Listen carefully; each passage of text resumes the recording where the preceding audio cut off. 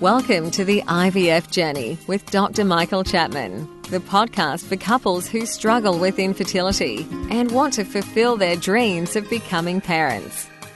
In this podcast, you'll learn actionable strategies to deal with infertility from Dr. Michael Chapman, or Prof as he's affectionately known. Prof is the co-founder of IVF Australia and is a leading Australian infertility specialist who has helped over 3,000 couples realise their dreams of becoming parents. To access previous episodes packed with ideas, solutions and tips that actually work, head over to Dr. Chapman's IVF podcast on iTunes. You can also ask questions by contacting Dr. Chapman's rooms on 1-800-111-483 or by emailing him michael.chapman@ivf.com.au. That first cry of a baby born after the long journey of IVF remains one of the most beautiful experiences in the world. As an obstetrician and an IVF specialist, I've had the privilege of experiencing this over many thousands of times in my long career, but I still remain moved by each baby's first cry. It signifies the end of a long journey and the beginning of a new life. This is Professor Michael Chapman, co-founder of IVF Australia and host of the IVF Journey podcast. Thanks for tuning in. To access all the previous episodes, head over to my website, www.theivfjourney.com, and select IVF Journey Podcast from the navigation menu. You'll also be able to find the various services that we provide at IVF Australia. So today we're going to talk a little bit about some of the drugs that are used in an IVF cycle. Anybody going through an IVF cycle will require the stimulation of follicles and therefore eggs using an FSH type product. We'll talk about those at another time, but today we'll concentrate on the other drugs that are used in the cycle.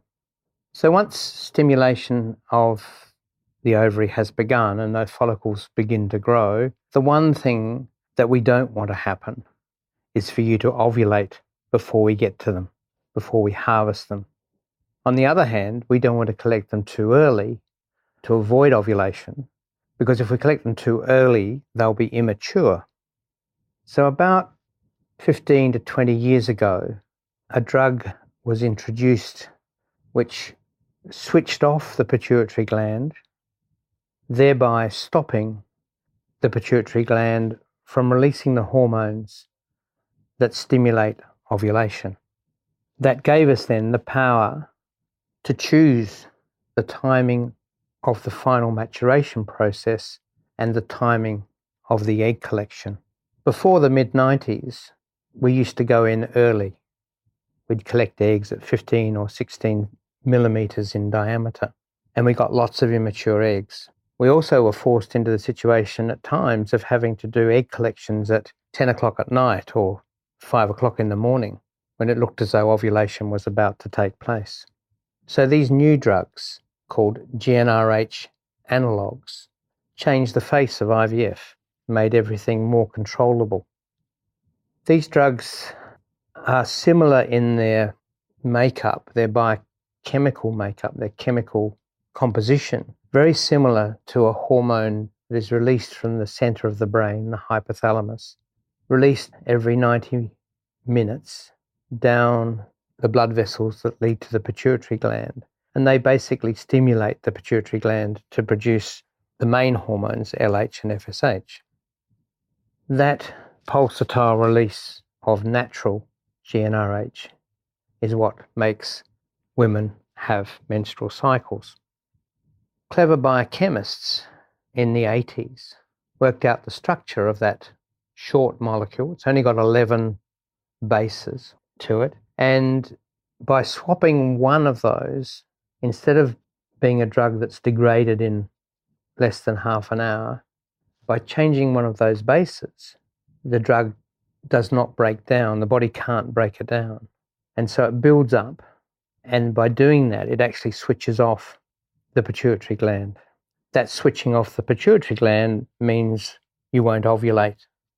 And we, in an IVF cycle, can choose the timing of final maturation and potentially ovulation to suit your eggs and doing the egg collections in a civilized time, as well as avoiding the risk of premature release of the eggs. The first drug that was developed was called a GnRH agonist. What's that mean? Well, what it means is it's a drug that in its first 24 hours of use actually stimulates the pituitary, which is not good in a cycle where we're going to collect the eggs, but by using it in the cycle before, once the 48 hours has elapsed, that drug switches off the pituitary then for as long as you take the drug. In Australia, the two forms of drug that are available are a nasal spray called Cineral or an injection called Lucrin, and they are used either once or twice a day to gain control of the pituitary gland. Research studies showed that the best way of administering this drug in terms of a good outcome from IVF is to start in the third week of the menstrual cycle before the one that we're going to collect the eggs in. It's also called a long down regulation cycle. So when doctors talk about the long cycle, that's what they're talking about. It's the use of a GnRH agonist to suppress pituitary function. Used over a longer period of time, it can have side effects. Because it switches off estrogen production, you can get hot flushes. The other drug that came on the market now 15 years ago was another variation on that original natural GnRH molecule, where a different base was switched in a commercial production line. And with that particular change, the GnRH analog didn't stimulate the pituitary initially. It went straight into blocking the receptors and switching the pituitary off. And that's called an antagonist, a GnRH antagonist.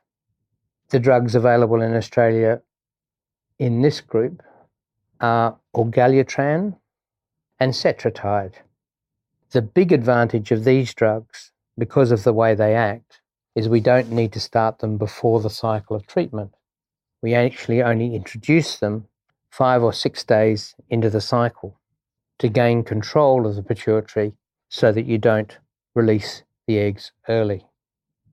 The studies done with this type of hormone indicated that the chances of ovarian hyperstimulation were reduced.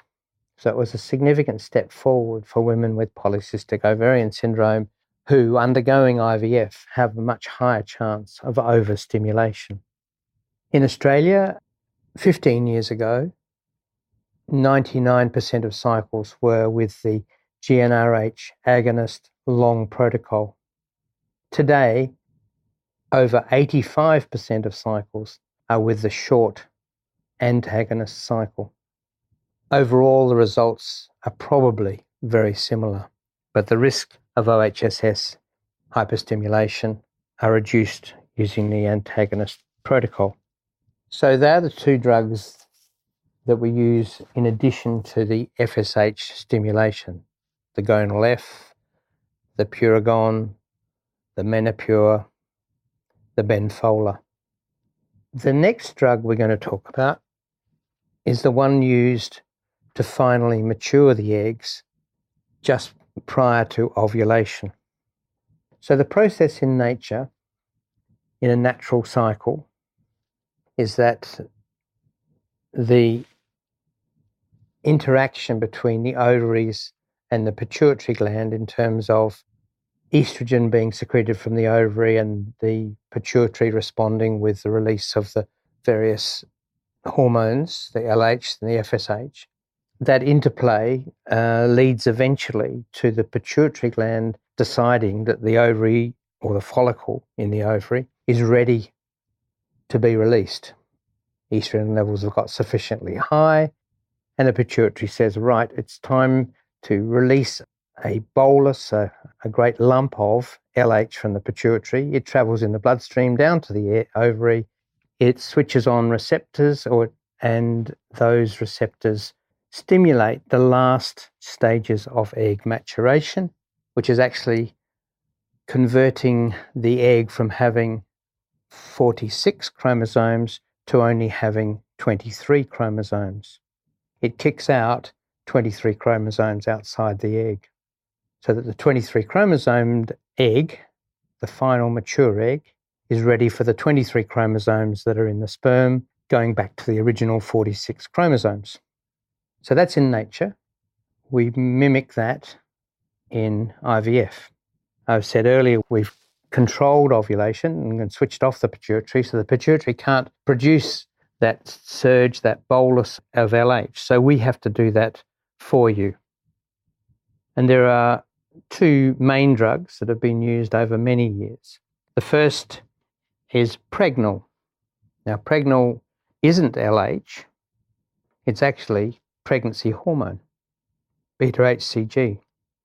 But the activity of beta-HCG is the same as LH. So your body thinks that it's getting LH, but it's actually being delivered through a cousin biochemically of LH, the HCG. And the reason we do that and not use LH is because it's very easy to find large quantities of HCG from pregnant women and distilling that down and creating the compound. So Pregnal was basically the only drug we used for the first 15 to 20 years of IVF. Subsequently, another product, this one synthetically produced, which is also still like beta-HCG, and this product is called Ovidrel. And again, we use it in the same way as we do with Pregnal. So what they're doing when we give you that injection is to trigger the final maturation of the egg. We then decide what the best time is for you to have that trigger. And we base this on what we know happens in nature.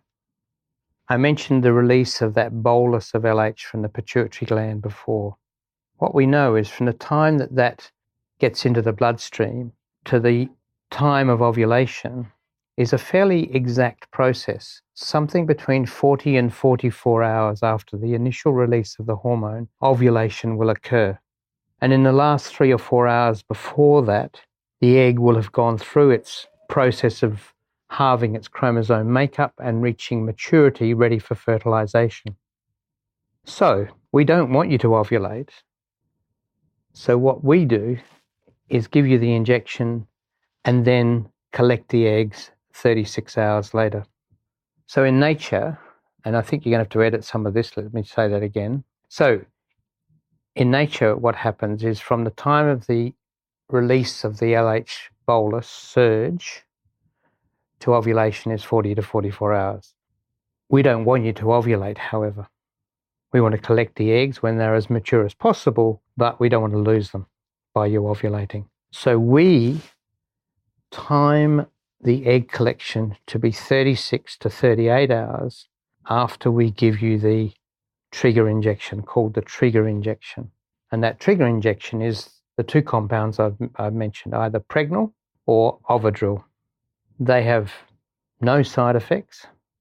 They are mimicking what would happen in nature. Very rarely, they're not strong enough to produce the changes we'd like, but that is a very rare phenomenon, but can lead to the failure to find any eggs. In the last 5 years, a third option has been developed, and that is to stimulate the pituitary gland to produce its own LH surge.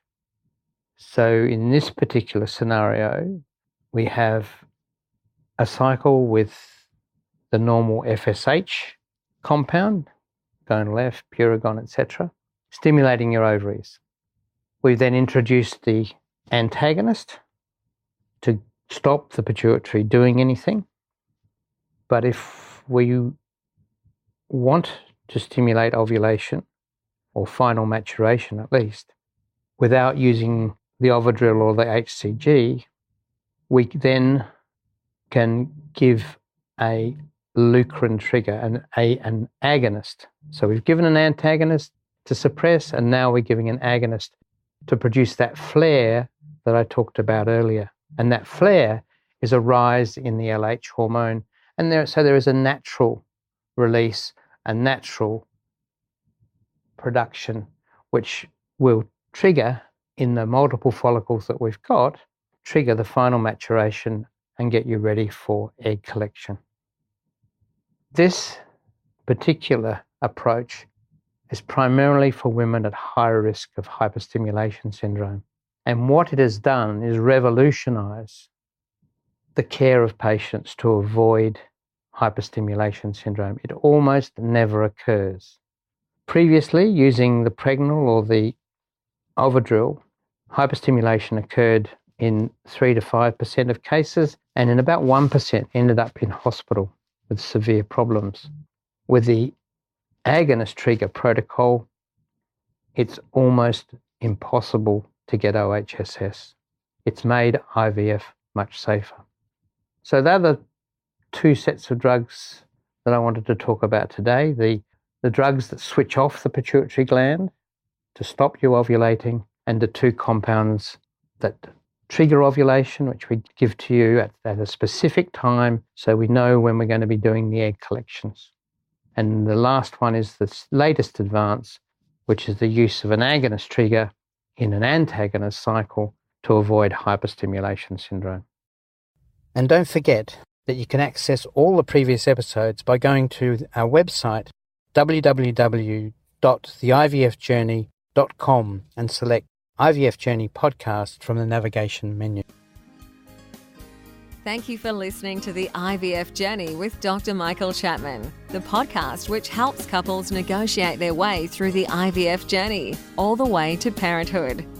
You can also ask questions by contacting Dr. Chapman's rooms on 1-800-111-483 or by emailing him michael.chapman@ivf.com.au.